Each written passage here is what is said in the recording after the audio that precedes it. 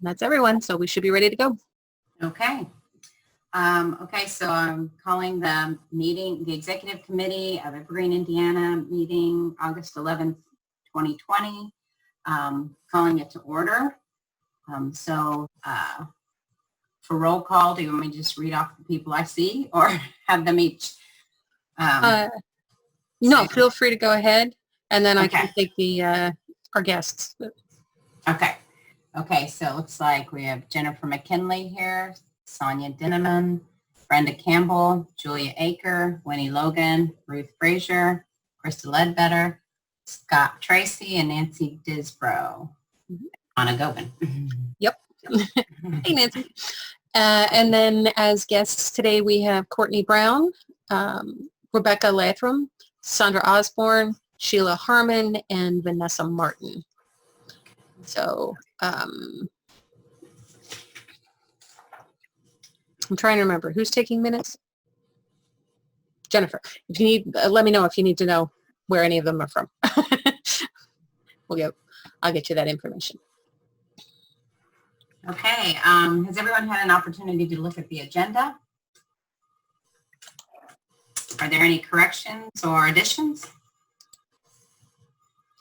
I'll mention if anybody printed it out more than an hour ago, there have been a couple of changes, in part due to this morning's meeting. So. Okay.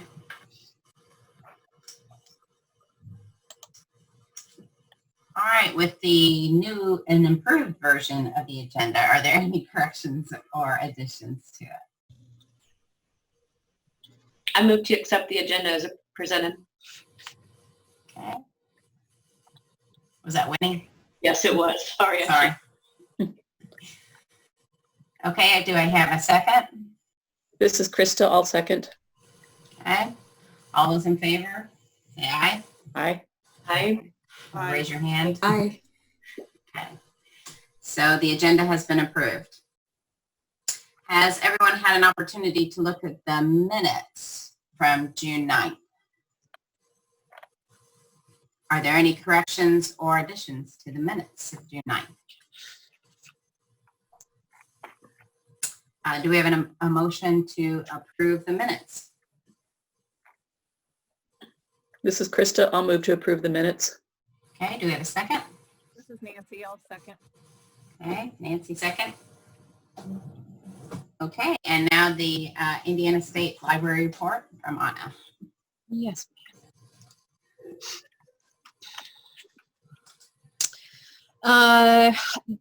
The State Library report is going to be actually a little short or more rather spread out over the course of the entire meeting. But as far as general updates, I wanted to mention we do still have 3 member libraries that are not resource sharing. They've taken a really slow approach to reopening, but across the board, pretty much everyone is now open at least limited hours, and not just Evergreen Libraries, it's pretty much everyone.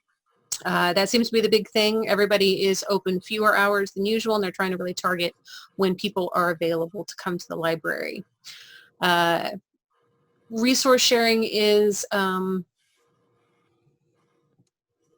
the numbers are being affected due to quarantine slowdowns, which is to be expected, but it's also having an effect on things like we're running out of bags, and I'm getting a lot of requests for media shipping cases. So as much as anything, just having to hold the materials is slowing things down a little bit as we try to get that up and moving again. But as far as what we're actually doing, the Resource Sharing Committee met last week, and actual traffic on InfoExpress is back up over 50%, or up to at least 50% of where it was last year this time. So things are definitely back in motion.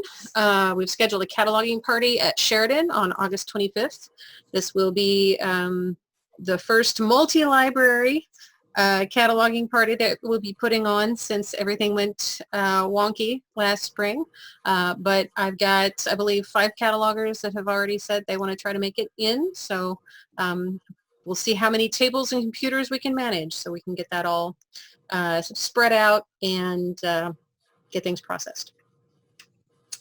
And then with special program participation, hang on just one second, I can't actually see this.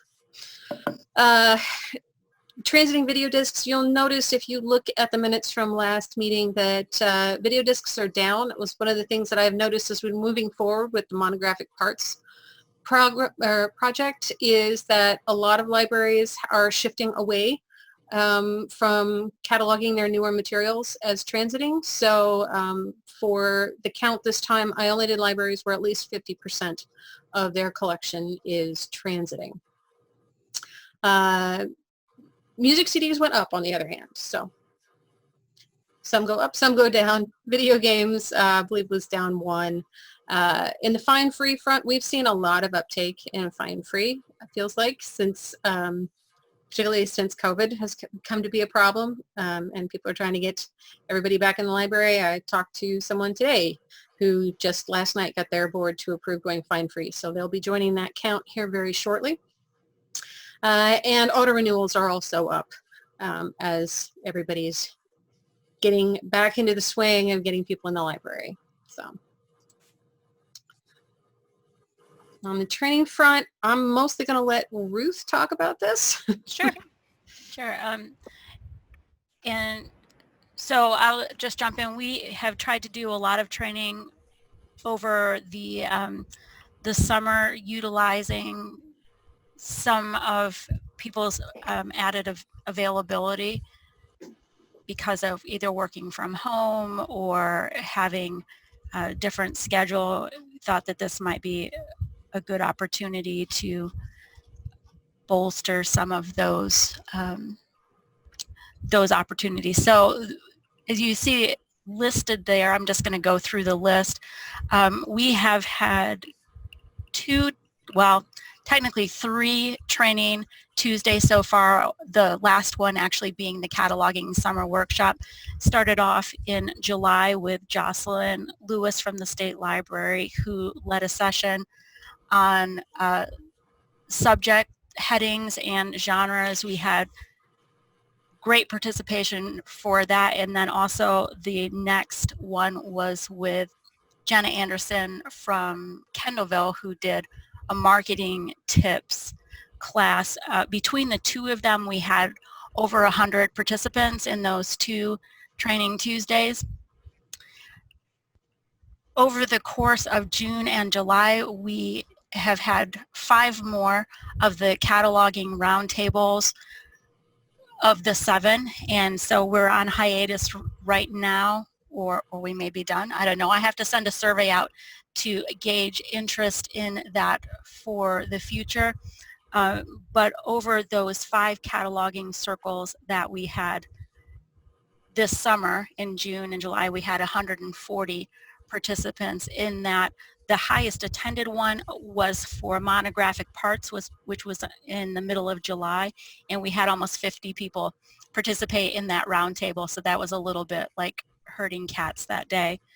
And then we just finished up our regularly scheduled Evergreen Fundamental Skills rotation, and we had 133 individuals go through those sessions, whether it be circulation or the cataloging classes.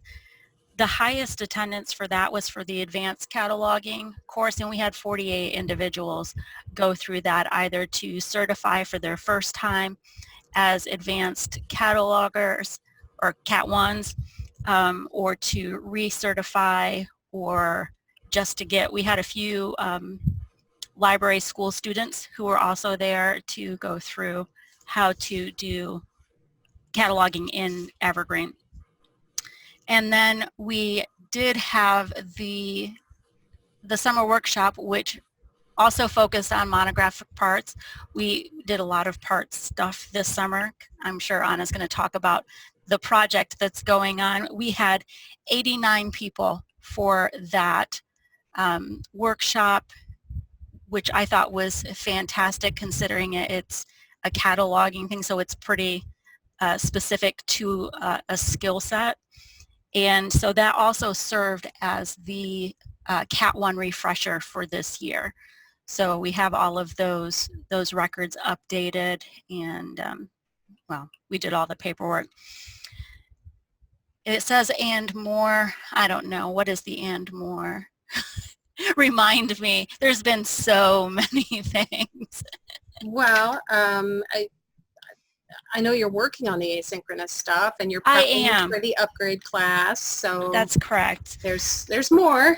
There is more. So one of the things, and I'm going to try to quickly put this into the chat box, is that I have been being more diligent about parsing out the recordings from the Essentials courses so that you can go in and either view it as a playlist, or you can look at specific topics within there. And if I can get it really quickly, we'll see how good that goes. I'm just going to share the channel with you in the chat box, and then you can kind of view it as you see fit. I've been a little bit slower on the local admin recently because I actually broke it into 35 parts, which means that all of those different parts need to be handled separately. So I have, that is for the training channel for Evergreen, Indiana. And you can see if you go there that there are multiple playlists in there, including all of the recordings from the Training Tuesdays. And yeah, there are some older things as well, but I'm hoping to get those all updated. The goal of having those parsed out in such a manner is so that they will naturally form the chapters essentially for the asynchronous training going forward. We do have some upcoming things as well, several Training Tuesdays. The next one is going to be on August the 8th, and it's going to cover how to test new software features or new software with the goal of getting more participation from end users in the consortium to look at the things that are being developed for future iterations of Evergreen Indiana, as well as some of the projects that are being developed specifically for Evergreen Indiana. So people aren't necessarily surprised they have a hand in that development and catching if it's broken as well. Ruth, Yes, when was that again? I thought you said August 8th. 18th. 18th. Okay, thanks. 18th, yeah. And then Jennifer McKinley and Krista are actually going to be leading a Training Tuesday regarding your collections during a construction project. And I know that will be particularly pertinent to a few of you in here going forward.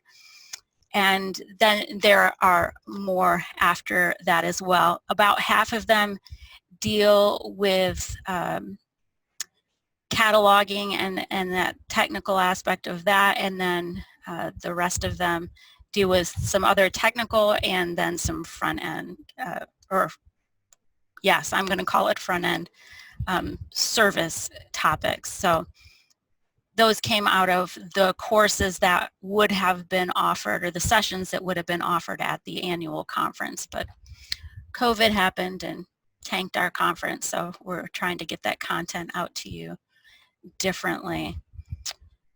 And well, yeah, I could go on. I'm not going to go on. I'm working to get all of those videos up there, and so that will help me then refine them for the next round, and also get those to the asynchronous platform in a real way, so that we can start using that and not waiting around for the next thing every time a new employee comes on or somebody switches roles or whatever. So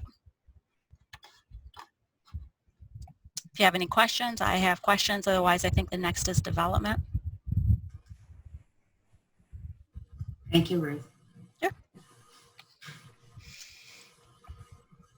So I'll start here. The app is out there. It took us a little longer to get it launched than we'd originally hoped because we needed to wait on the development and testing of the new part hold feature, so that all this work that we're doing to get parts on video discs so that people know what they're getting when it shows up and can actually play it can be done if people decide to use the app. So we did partner with SageCat to get that developed. So that's one of the organizations in Oregon that runs Evergreen. And it was a priority project for them too. So they were very happy to be able to split the cost. So far reports positive. Ken actually linked me into, he only has very, very basic stats available right now, but we're at 1,200 downloads, so I consider that pretty good for less than a week. And that's across both app types. It seems to be actually pretty evenly split. I'm impressed. Android versus iOS. I am still waiting on a quote for the self-check module for in-app, so patrons could actually check themselves out right there at the shelf.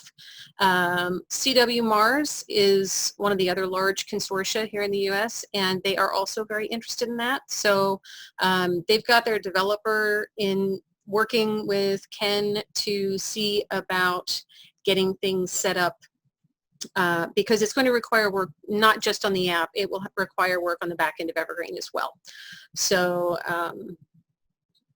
we've got planning documents in the works and are trying to figure out what some of the requirements are specifically for that, for things like how do you count who gets the circulation and so forth.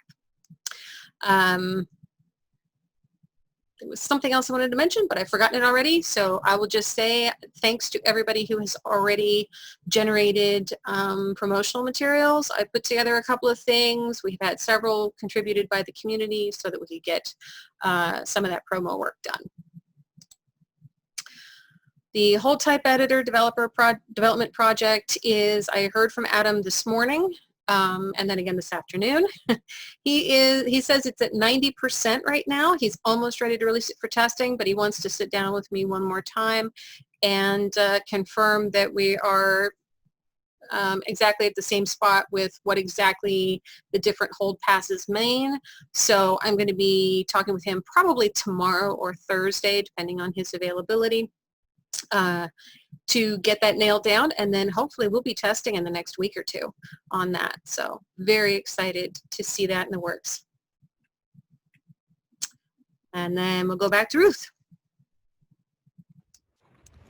So I have a question for you, Anna, before we go on. Is how long are you anticipating that test window being? Contract says 2 to 3 weeks.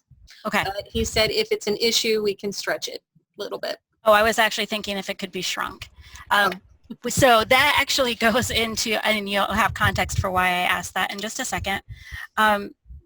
So as far as the ECDI goes, we are meeting this Thursday.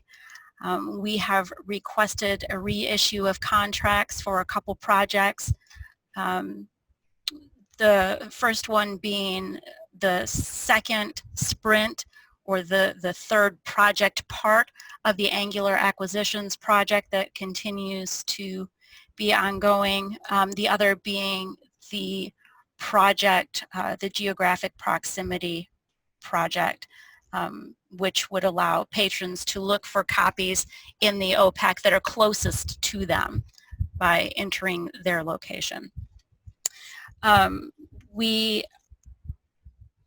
are coming up on what is called a feedback fest, where things that are hopefully going to go into the next release of Evergreen, developers and testers and other community members go in and they essentially test to see whether these different features are ready to be included in a release. I'm going to put into chat real quickly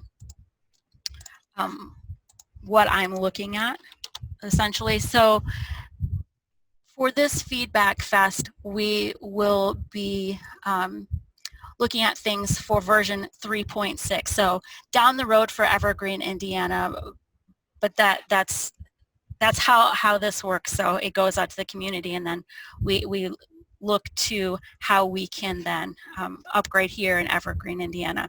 So you can see, if you look at that list, some of the features that we are hoping will go into that release, and several of them come out of ECDI projects, including the 2 sprints for Angular acquisitions, the improvements to hopeless holds, which is one that has been a long-going project, the consolidation of patron notes, alerts, and messages. So those are all things that are coming out of the ECDI and formerly MassLink projects that Evergreen, Indiana put development money toward. We also have a project that is not in this yet, but we're actually hoping it will go into a release for a prior version for 3.5, which is limit to available feature in the OPAC, and that's in the individual record page of an item in the OPAC, where you could only view those things that are actually available rather than in some other status. A big project that the ECDI is looking for that will hopefully make all of the other projects, the testing of these projects easier, is creating a larger data set that goes into those testing, so we can test real world scenarios more easily. And so I am hoping to plan a work day or a work time for ECDI members and the people that they designate to go in and talk about exactly what we want to be in that data set and how we're going to get it. Whether some of it is developed, whether we're anonymizing data that exists somewhere else. So that is a major thing that we're going to be looking forward to. And the other thing that has been notable in the past couple months is we've added a forum feature to the website, and I need to find where I put that link. There it is. A concern has arisen among other ECDI member library groups, and I think that it most likely exists here as well, that we're not getting the types of input from staff members within the organizations on what features they'd like to see, what they have to say about things that have already been identified, etc. We're just not getting that conversation from our end users. And so we added a forum to the website, and this link is not actually to that, but it is to a form, so that if you have someone on your staff or you that you'd like to get involved in the conversation that's going on there, and I'm going to actually also put in the link for the forum real quickly so you can take a look, that they can request a login, and they can participate in that conversation, whether it's to add topics or provide feedback on, that was the exact same link, my apologies.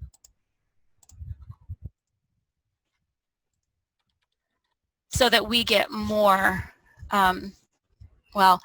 broader participation in those conversations, so that we can make the requirements for our software projects actually reflect what people want to have in the software. And hopefully it will just make things better. So if you're interested, you can fill out that form, and I will set you up with a login for the forum.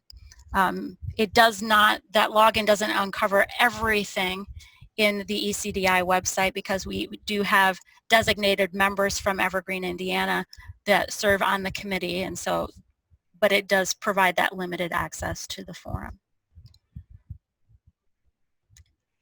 I could come up with more and more things to say about everything, but I feel like I need to stop. We do have a lot to cover, so. Yeah, so I'm going to stop. And I apologize for these being out of order. I'm not sure how I managed to do that, but for the fiscal report, I'll just let you know I'm still working on the catch-up invoicing. It ended up being a little more complex than I expected. So those are still on their way out. The Gale courses invoice has been paid, so those then will go out to the members here shortly.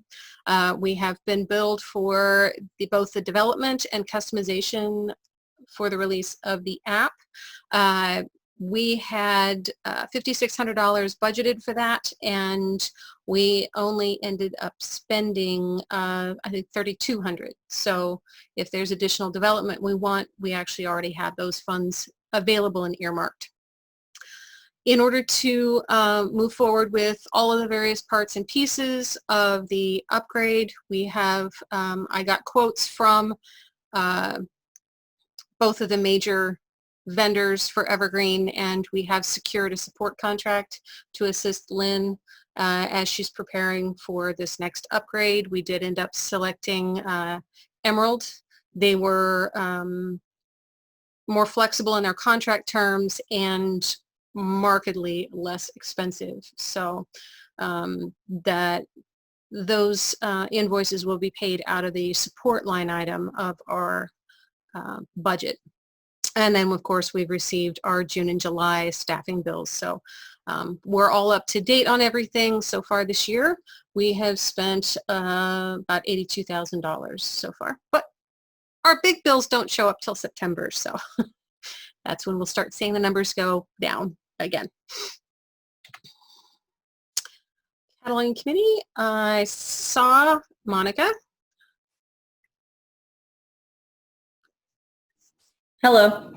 Hi there.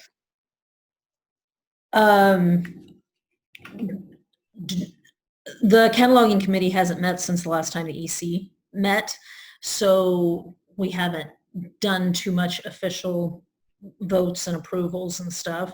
We are meeting next month. On a slide there, and Ruth mentioned that the summer workshop was last week. Lots of people attended that. Not as many as we might like, but I think they're planning to later. And then I believe that that doubled as our annual renewal for our Cat 1 statuses.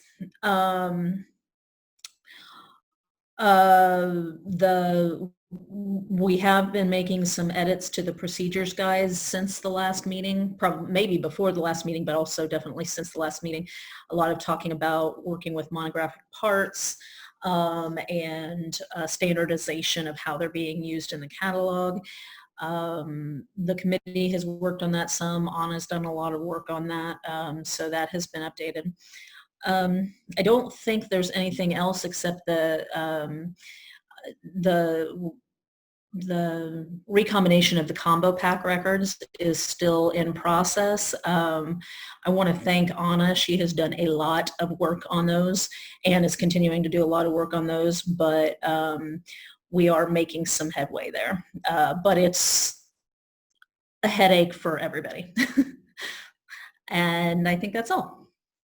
It's been a lot of work for everyone involved with those two big projects landing within a couple of months from each other. But I will mention, I was very excited to share this with the community last week, and hopefully you will pat your catalogers on the back together with all of their work and the stuff that Bob and I have been able to do at the State Library, and possibly Lynn and Ruth that I don't know, and they're working on this behind my back.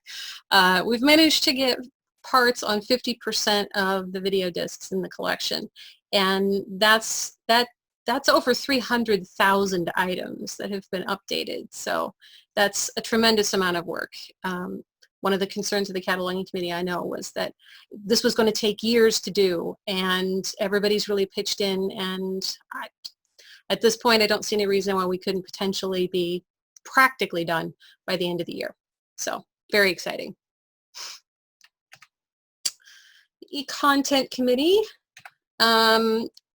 I don't know, I can promote Vanessa in case she wants to actually chat about any of this, but the big news there is that we'll be moving forward with the periodical selection for the ECDI. We're just going to have a subsection for everyone to select from this time for the variable titles. We are going to retain the top 20 titles that we already have based on usage automatically, and then we'll see what the community wants to do with the rest. And I did not get a chance to pull the Advantage libraries, like I said last meeting, so that's still on my list of things to do. Oops. And then we have license recommendations for purchases that we'll be talking about later in the meeting. The Patron Services Committee also has not met yet. They meet again in September, but they've been working with me on getting their procedure guide updated. It hasn't had a lot of attention as far as the document as a whole for a few years. So while we've updated sections of it to reflect changes, some of the stuff's just kind of slipped by as it's aged out, maybe due to either changes in the catalog or in the client itself or peripheral policy changes. So we'll be hopefully getting that approved in September and released. I'm excited because I think certain sections of it are going to be much more user-friendly for everybody. So I said that already. Strategic Plan Committee. I don't think anybody on the Strategic Plan Committee is still on the Executive Committee. So I wanted to ask and see if anybody here felt strongly about joining it, taking a look at the planning documents that the previous committee was able to put together, and potentially work on getting something finalized for review.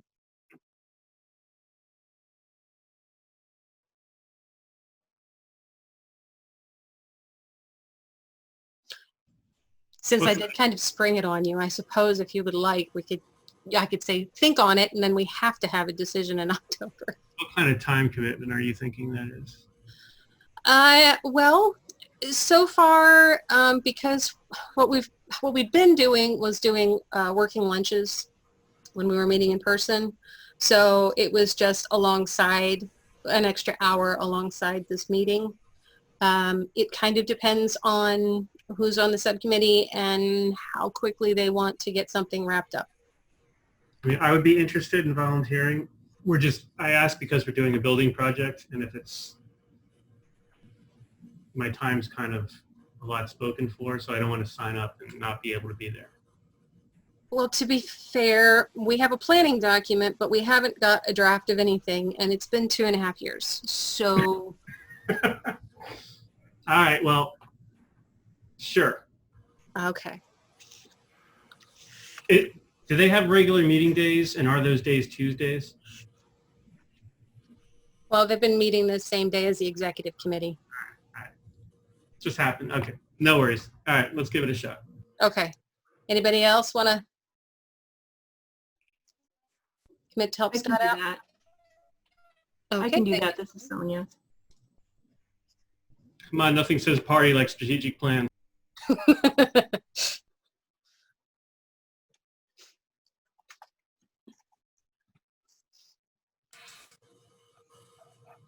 How many people do you need on them? Well, I think it would be nice if we could maybe get, because we've got a B and a C representative, maybe if one of the A's would be available, so you can bring your perspective.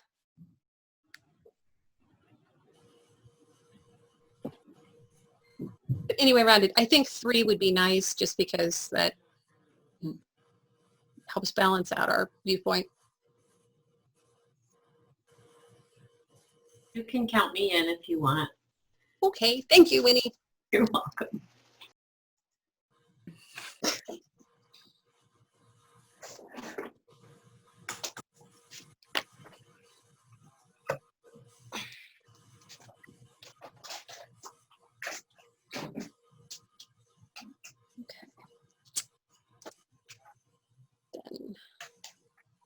I left the unfinished business point on the agenda, and I shouldn't have, because that should be moved to the new business. So I apologize for that.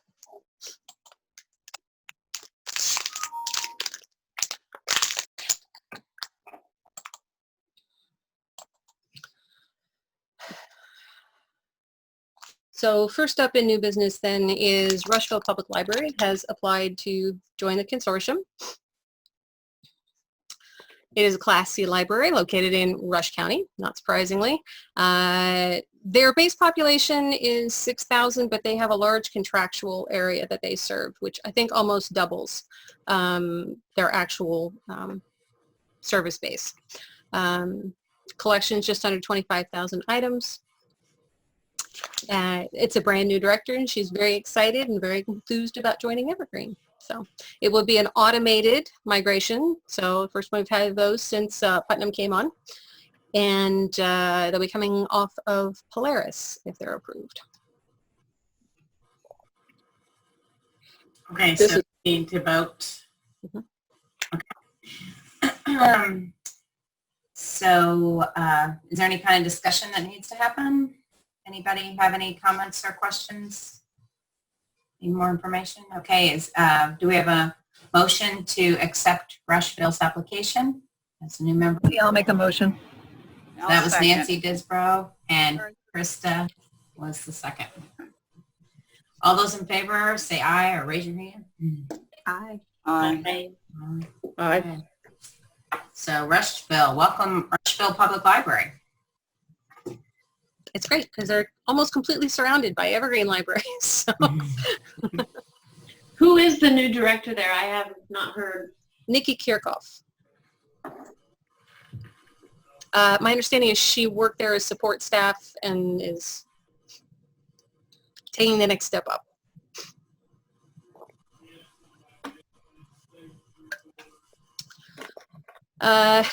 This is next.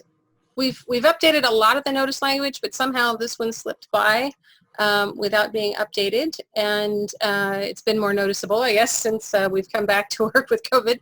And as more libraries are becoming fine-free, we want to make sure that our notices are accurate. So the current language actually has a per day, per item rate of 25 cents, which obviously is not accurate for all libraries or all items. So we have proposed new language that would be added to any and all of the overdue notices that contain the language about fines on overdues.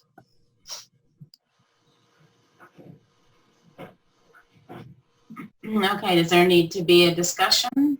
Does anybody have any questions or comments? I have to say I like the proposed language. I like it. I do just too. wonder, should there be something that about auto renewals in there? These are the notices that go out after the item is overdue. Oh, gotcha. Sorry. Okay. Notices. Yeah, no renewals.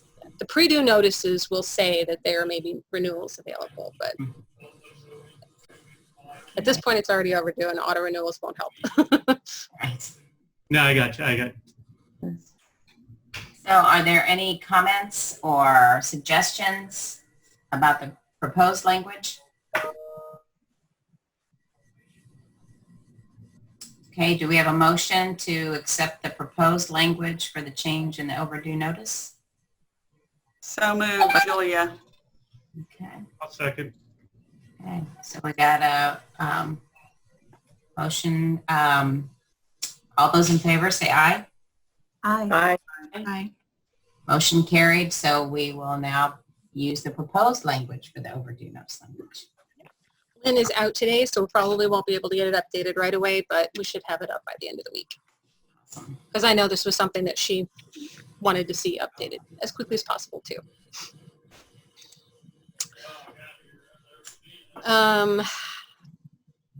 It is August, and I promised everybody we would revisit this.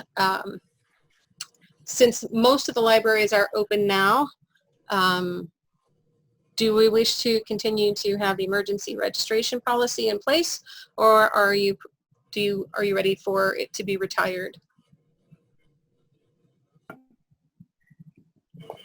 I would keep it in place. Our teen librarian, I know, has talked with the schools and they're concerned. Our students here in West Lafayette have an option to go to school or do distance learning. So it could be useful in some cases. For us, anyway. I think it'd be useful for us as well. I know our schools are starting off with distance learning, and I know they're not opening the libraries at the schools. So I think it would be useful for us to maintain it as well. We're not currently open yet, so we definitely would like to keep it in place at this time. Okay. Do you want to revisit in October, or do you want to go ahead and push this out to December for next review? I say let's push it to December. I agree. I December's agree. good. This won't be gone by. No. October. No. Okay, so something we need to make. Oh, so do we have any other discussion about it? So we're all in agreement. Okay. Do we have a motion that the emergency registration policy will continue until December 31st, 2020? So moved from Krista. I'll second. Scott. Okay, Scott, second it. All those in favor, say aye. Aye. Aye. Okay, motion carried. So emergency registration policy will continue until December 31st. Okay. To go along with that, I've had a couple of requests about possibly extending the grace term. Unfortunately, this one is complicated. It's not something that we can do. I can have you just do as the executive committee. So the request was to extend our grace day from being a grace day to 3 days. In order to enact this, we would have to have signed resolutions from every member library board approving it. And if we still want to hit max fines, then we'll also have to extend the lost term to 48 days from 45. So is this something you would like me to pursue? No. I have a question. Is this because of quarantining materials? Mm-hmm. But don't most libraries just backdate it? I mean, we do. They do. The issue is that small window where patrons see they have fines on their accounts because you haven't gotten to the backdated stuff yet. I see. There's no way to hide those fines in Evergreen. It's not something that's ever been developed. So that's kind of where we are right now. So, all right. I definitely wanted to open the discussion because, as I said, I've had a couple of libraries ask about it. And it is something we could do. It's going to be a lot of work and a lot of persuading, I think. So. I think it takes 3 days because we have the same thing. We don't have fines, but we just have people who get all in a panic that their item still shows us out. So we've just been trying to educate patrons one at a time that we don't check them in for 3 days. And so it sounds like an awful lot of work to do this for something that we don't want to be permanent necessarily. I agree. That's our mileage too. People calling that are concerned, not necessarily, because we don't charge late fees at all, but they still see it. They check online and they see it and they want to know why they returned it last week. And yada, yada. So I don't know if that all that work is really going to solve anything. So Monica has a question. It says, is the recommendation to extend it temporarily during the pandemic or to have a 3-day grace period indefinitely? The request was for it to be a temporary thing, but given the scope of work, it would be the sort of thing I would recommend that if we do it, we do it for good. Right. So any other discussion about extending the grace term? Okay, so we want to make a motion that we do not extend the grace term? I think you can just dismiss it if you don't. Just dismiss it, okay. All right. Oops, too many windows. Yeah. Okay, the next one, this is an early days proposal for you, but one of the things that's come up recently is right now, the help desk is receiving dozens of requests every week for custom cover image work. And Bob's getting it done, but it is creating a lot of work for him because he has to do all of the image manipulation before he can load them into the database. So one of the things I've actually had on our wish list for a few years now is a cover image uploader so that libraries could go ahead and catalogers could just add images themselves if they either notice a bad cover image coming from our vendor or if it's something that simply doesn't have a cover image anyway because it's a locally created kit or something that isn't, you know, a library of things item. So we've looked at it and we think, given particularly the new staff catalog that's coming up, that this would be a relatively inexpensive development project to do as a modal. It's just right there, you know, cataloger could be working on the mark, they click a button, add an image, and it's there and it's done. So I just wanted to get your okay to spec it out and get a quote. Do you think this is something we might be interested in funding? If not, then I won't I won't spec it out. But if this is something you think would be useful, I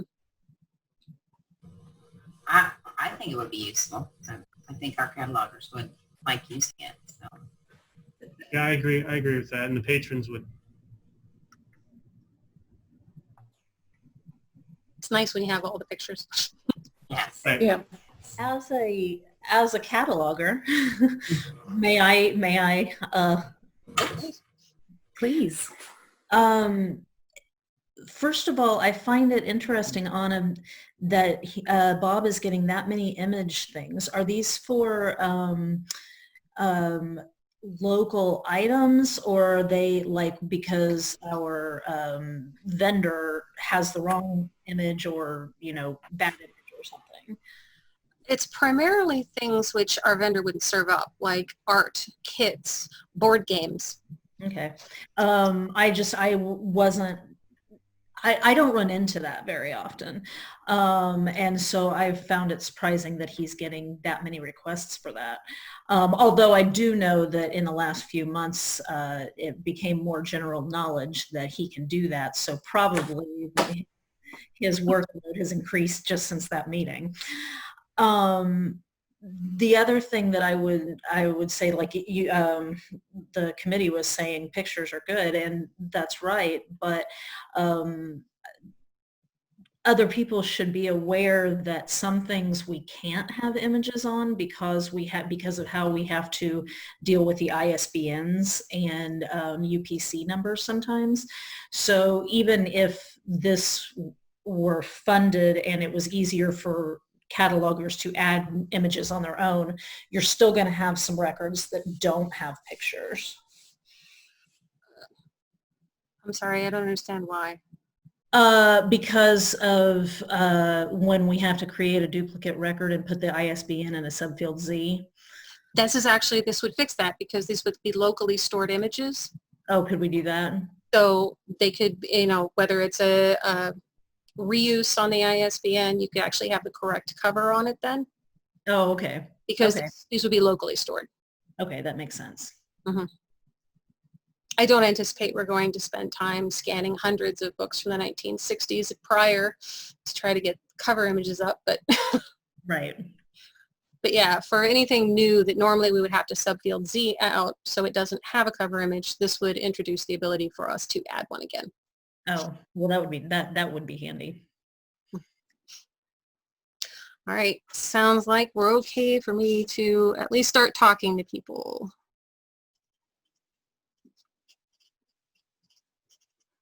We'll see what the numbers look like.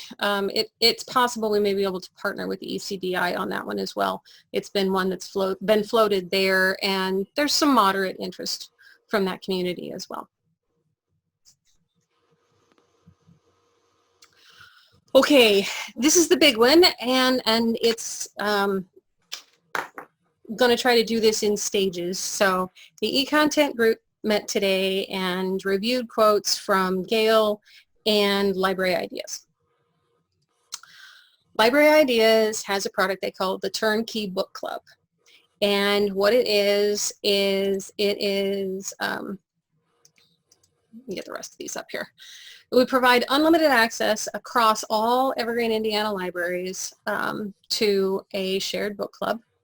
You can have up to 5 of them a year, and for each of those, it's unlimited access to the material selected. They provide a dedicated website with an app for reading the materials.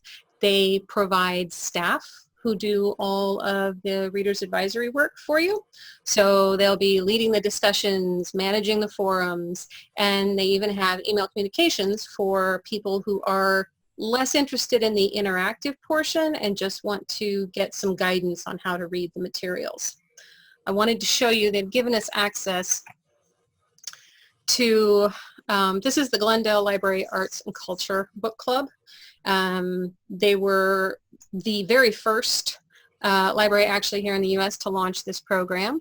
So we have a guest access. I can't actually, because of the way they've got this set up, and this is actually the live interface, I'm not going to actually type any comments or anything in, but it is a variety of forums where people can discuss reading suggestions.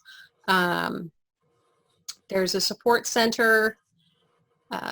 This is their second book club. The first one is still available here for users who are catching up down the line, but you can see there are theme discussions, there's icebreakers, discussion threads. They send out emails every week with discussion questions for the section that people have been looked at already. And then you can also set up votes. It is a curated collection. Each quarter you get between 35 and 45 books to choose from. This would be a consortium-wide read. Individual libraries would not be doing individual book clubs with this. This would be a shared community read across the state. But we had the webinar with Kyle a few weeks ago, and that seemed to go pretty well. And this is going to make me click through all those again because I clicked out of it. Gale has come back with a revised quote after it turned out that Inspire did end up including the EBSCO legal forms, or legal, what it's called, legal center. So they have dropped the price if we still want to pursue a consortium purchase of that. And then one of the other things you guys requested numbers on was the Chilton's Automotive Library, and they have offered a consortium purchase at $28,000. So the e-content group met this morning, and their recommendation is that if I was able to figure out how to rework things with the budget, that you consider picking all of them up, because it's about, let's see, it's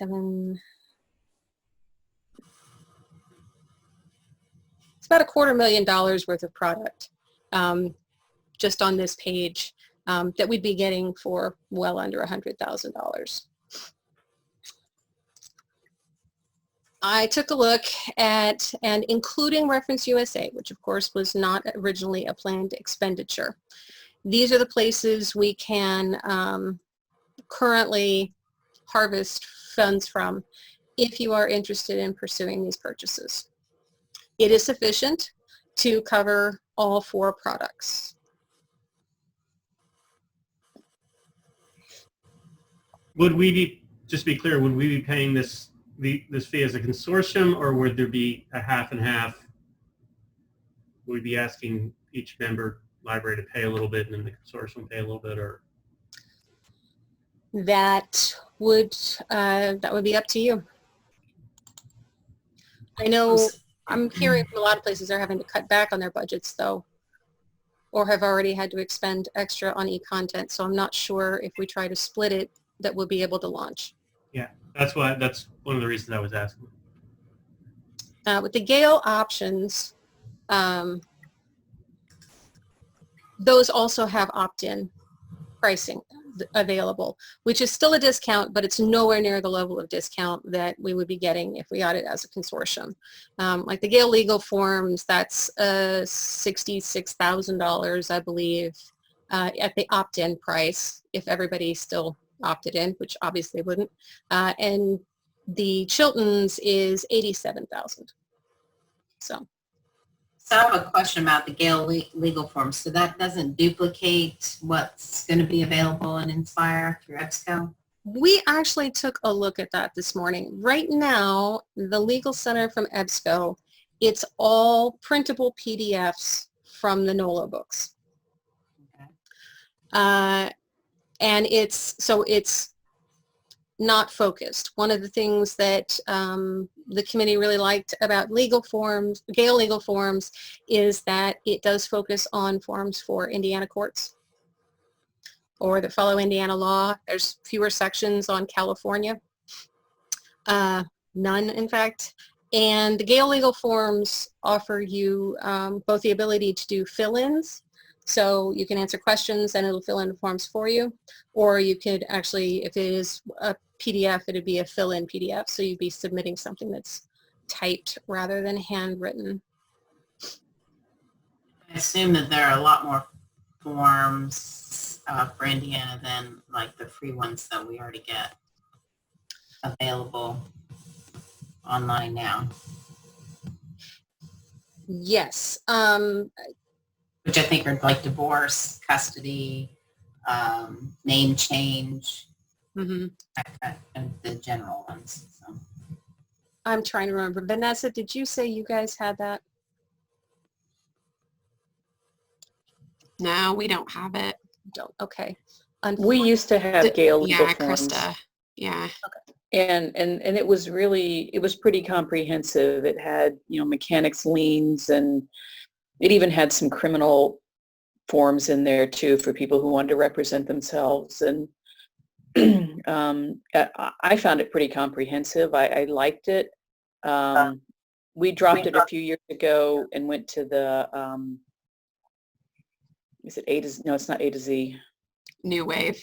New Wave, which are a little less, but it's a lot cheaper. But overall, I liked the Gale because it had the fill-in forms, but it also just had like, if someone who was just completely computer illiterate, you could just print off a blank form and hand it to them and they could fill in the blanks. It was a decent product. Personally, I'm not sold on the first one. Me either. If I were ranking them, I'd put automotive library first and then the legal form second. And I probably would, and I'm not 100% sold on the legal forms either, since there is some, but it does sound like a great product. So if other libraries think they'd use it, then I would go. I'm interested in I was going to, my notes on the form to speak to you was, if we're looking at the online book club, I wouldn't mind a little dog and pony, like a curbside thing we did in the summer. With the people, I would just invite the people that run the book clubs here to ask them, hey, would you use this? To answer for myself, I wouldn't know how to, And the legal forms, but the Chiltons we still get. And if you take that 28 grand divided up by the whole consortium, I don't see how that's not worth it. The legal forms, I mean, if there are other libraries, and I don't want to just vote for my library or if any one of us just vote for theirs. We think consortium-wide there's a benefit to it. I just see the automotive being used more, I think. Yep. Yes. Definitely the automotive. The And maybe legal more filling a forms, gap.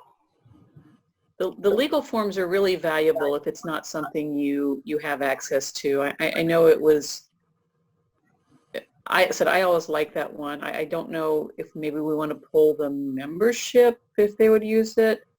I'm definitely down with Chilton's though. The book club to me, that just sounds like an awful lot of money for something, for 5 book clubs a year. I don't know. Yeah, I have to agree with Nancy and Krista. I definitely put Chilton's first, game, legal forms possibly second, but the book club, not sure, not sold on that. It's interesting because the e-content committee was complete reverse. They all said book club first because it was something they were all very interested in. So How did they think they would use it specifically? And I'm saying this more on we did the, I can't remember the name of it, but it was like an online virtual summer reading club where you could do a week of content. And we did the 1 week and nobody participated in it. And I think some of it was, now this is like Scott saying, I'm speaking from my experience from my library. I don't think folks are as interested in something that someone else is doing. They want to see their own connection to their own librarians and their own people. And so like the book club materials is kind of cool, but that seems kind of pricey for just us as librarians using the materials. I don't see our patrons being as excited about that, participating in something like that. well, as far as us using it, there's, I guess part of the point of this is it's very hands off. Mm-hmm.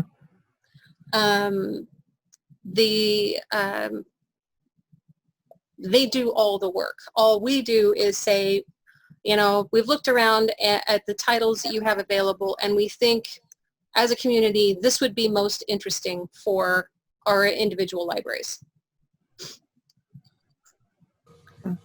So it's it would be basically a big read, like Monica's mentioning.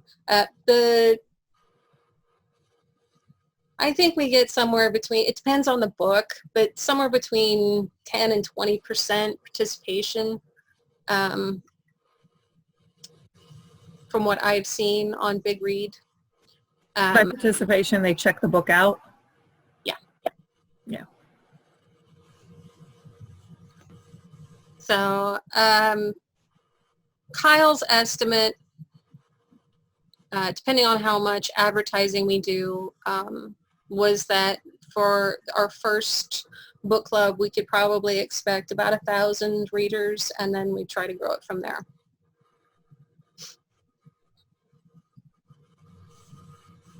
Part of it depends, I think, on the materials you choose. They do run the gamut from literary fiction to YA novels, YA fantasy novels, to there was a business book, some memoirs, murder mysteries, a couple of romance novels in the current set. So I guess I can speak a little bit because I do the library's book club for adults, and I've switched to all Zoom meetings, during this time period. And while I still have good participation, I find it leaves out, we still have the digital divide with people. It leaves out people that don't have access to the internet. It leaves out people who aren't comfortable with technology. And I don't mean to overgeneralize, but a lot of my senior citizen members that were dedicated participants in book club, since I've been having to do it virtually, I've not seen them again. So I'm not sure. I'm intrigued by it. I think it sounds really interesting, but I'm not sure we would get the participation that would justify the amount of money. And Vanessa wrote in the chat that the big reason they like the Turnkey Book Club is that people can do it on their own time, and we don't have to devote staff time to it, but it provides patrons with another program offered by the library. also their target audience is not going to be the seniors who can come to the library at 2:00 on a Tuesday. Right. This is very much intended to be a supplemental program for people who need to be able to do things in their own time. One of the things I liked about it was the fact that it's not just go to this place, fill in the forums, things like that. It comes to your inbox. So if you're participating, discussion questions just show up, and if you want to consider them while you're reading, you can. And I thought that was a nice touch for people who are less interested in spending time trying to have a digital fist fight over their books. It's a good way to describe it.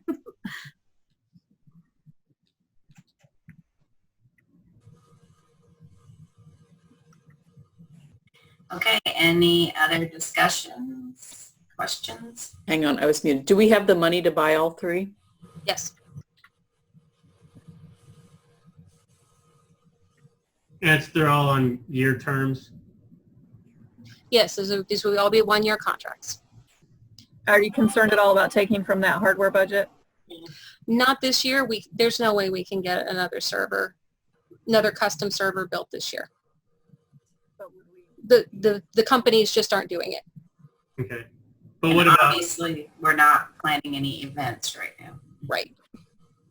and you're not worried to dovetail on, I think it was Judy's question, concerned about having that money to roll over into hardware next year? No, I talked to Lynn already about that when we were first talking about Reference USA, actually. Okay. And, as COVID's hitting and everything. And we have budgeted next year for another server. In the meantime, we have 2 practically brand new servers that are being put into rotation, so we should be okay. I mean, for me, in that case, I would be for all 3, and then with the stipulation we review before renewing for next year just to look at usage. And that's just a lot, so. I'd go along with that. Okay. Me too. Yes, same, yeah. I would too. So do we need a motion on that? Yes, we do. Sounded like a motion to me, Scott. Okay. I'll second it. Okay, all those in favor say aye. Aye. Aye. Aye. Aye. Okay, motion carries. So we'll be adding Turnkey, Gale Legal Forms, and Chilton's Auto Library to our resources. Okay, and with that in mind, I wondered how you feel about me talking to Ken about putting in a dedicated page in the app for our shared e-content.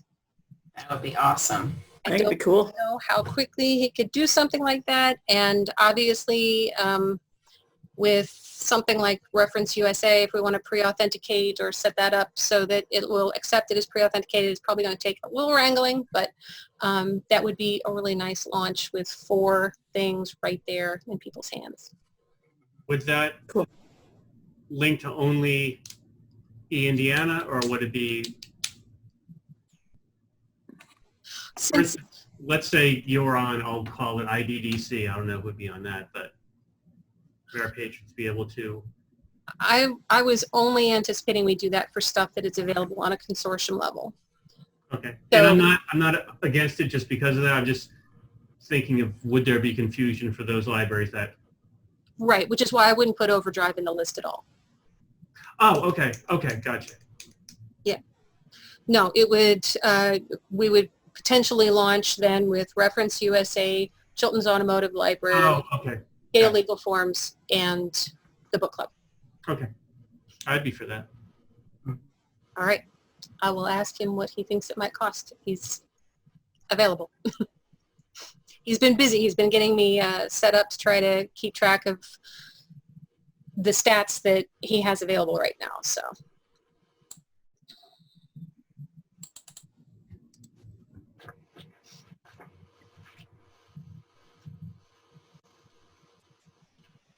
Any other business that needs to be discussed before we? Can I ask a quick question, and this doesn't have to be answered now, maybe just we could discuss at some point. which would be statistics on RefUSA and these as we get more consortial things. I'm thinking at the annual report and such. Will we have a way of tracking just usage so we don't have to write emails all around to everyone? And I am familiar with Gail's.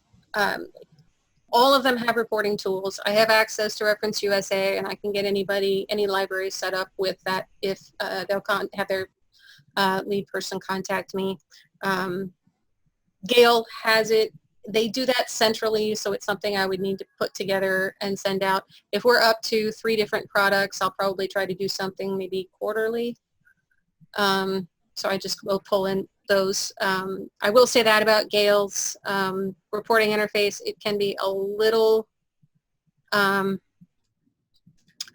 challenging to use in a shared environment, but it's fine. I can get it pulled out because we'll just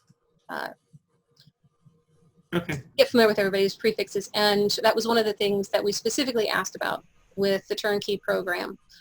Was that we wanted to see stats, and those are provided as well. So yes, we have lots of numbers for everybody. The one thing I've not been able to get, and I had a library ask about this, and I think I've forgotten to get back to them because I was waiting to hear from Ken. We can't get detailed information on which patrons from which libraries are using the app. That is something that it's just not an option right now. So Ken's working on getting, updating a couple of things, so we will have a lot more stats from the Android app. But right now, the main thing we have is number of downloads, and if the user okays it with iOS devices, we can also see how many times they've logged in. But that is an opt-in function to preserve people's privacy, so we may not be able to get that information across the board. That's part of Apple's terms of service, so if we want to keep the app, we have to abide by those rules. Okay. Any other questions or new business that we haven't addressed? Okay, so our next meeting is October 13th at 1 o'clock. I'm assuming we're still going to meet virtually unless... We'll see. It depends on whether or not Open Doors continues to be restricted. If not, then we will have to meet. Monty at Plainfield has said we can meet there. They'll give us the big meeting room so everybody can socially distance if we do have to meet in person. All right. Since there's no more business, do we have a motion to adjourn? A motion. Second. Do we have a second? Okay, second from Julia. All those in favor? Aye. Aye. Aye. Okay, meeting adjourned. Thank you, everybody. Thank you. Hi, everybody.